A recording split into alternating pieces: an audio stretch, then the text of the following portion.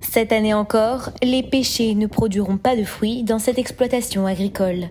Le gel a eu raison de cet hectare de terre pour la deuxième saison consécutive. 99% de la récolte est perdue. Olivier, arboriculteur, espère donc recevoir des aides pour tenir bon. Depuis 2001 où on a installé avec mes frères sur l'exploitation familiale, on n'a jamais demandé d'une seule aide. Il y a eu les inondations de 2010-2011, ça fait la répétition des intempéries qui nous ont chagrinés, on va dire, pour pas dramatiser plus que ça.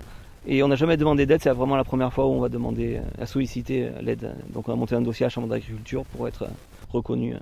Les aides, c'était justement l'objet de la visite du préfet du Var ce mercredi dans les exploitations agricoles de Roquebrune-sur-Argent. Une zone particulièrement touchée par le gel et que l'État va tenter d'indemniser au mieux. Là, on est vraiment dans l'indemnisation de la calamité agricole. Alors, cette indemnisation, elle est forcément limitée. Selon les secteurs, qu'ils soient assurables ou non, elle sera plus ou moins importante, même si le gouvernement, pour la vigne, a décidé de l'étendre aux récoltes et plus seulement aux pertes de fonds. Au-delà des indemnisations, la Chambre d'agriculture espère un geste de l'État sur les taxes, notamment en cette période de crise sanitaire.